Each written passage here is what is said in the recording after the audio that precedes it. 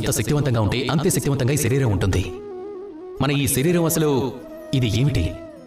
ఒక రథం లాంటిది. అలాగే ఒక రథం ముందుకు వెళ్ళలేదు, దానిని నడిపేవాడు లేనంత వరకు. ఈ మనసే శరీరం యొక్క సారథి.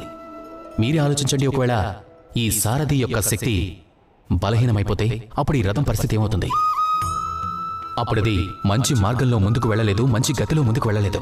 మనసుకు కావలసిన స్థానానికి అది అసలు చేరుకోలేదు. అందుకే మనసు యొక్క శక్తి అవసరం. ఇప్పుడు మనసు యొక్క శక్తిని మనం ఎక్కడి నుంచి ప్రాప్తించుకోవాలి? నిశ్చయించుకునే శక్తితో. ఇప్పుడు మరి నిశ్చయించుకునే శక్తిని ఎలా పెంచుకోవాలి? మనం ప్రతిరోజు ఏదో ఒకటి నిశ్చయించుకుంటూ ఉంటాం, అది చిన్నదో పెద్దదో. కానీ ఎలా అయితే మనం నిశ్చయించుకోవడం పూర్తి చేస్తామో అప్పుడు మనసు యొక్క శక్తి పెరిగిపోతుంది. అలాగే పూర్తిగా నిశ్చయించుకోలేకపోతే అప్పుడు మనసు యొక్క శక్తి కొంచెం తగ్గిపోతుంది. ఒక గోడలాగా చిన్న చిన్న ఇటుకలను మనం ఒకదానిపై ఒకదానిని పెడతాం, అప్పుడు ఒక గోడ నిలబడుతుంది. అన్ని రాళ్లు కలిసి ఒక ఎలాంటి గోడను తయారు చేస్తాయంటే ఆ గోడని పగలగొట్టడం అనేది చాలా కష్టంగా మారిపోతుంది. అలాగే మనసు కూడా, అలాగే నిశ్చయాలు కూడా. చిన్న చిన్న పనులు చేసి మీ నిశ్చయాలను పూర్తి చేసుకోండి. నిశ్చయాలు పూర్తయ్యాయంటే మన మనసు యొక్క శక్తి పెరుగుతుంది. కొంచెం ఏ విధంగా అంటే, ఎంత పెద్ద కష్టం వచ్చినా సరే ఈ కష్టం మీ విశ్వాసాన్ని తుంచేసినా మీ మనసు శక్తి నిండే ఉంటుంది. అందుకే మనసు యొక్క శక్తిని పెంచుతూ ఉండండి. ఎలా అంటే, మీరు మంచి మార్గంలో వెళ్ళేలా, మంచి గతిలో ముందుకు వెళ్ళేలా, అలాగే మీకు కావాల్సిన చోటికి చేరుకునేలా.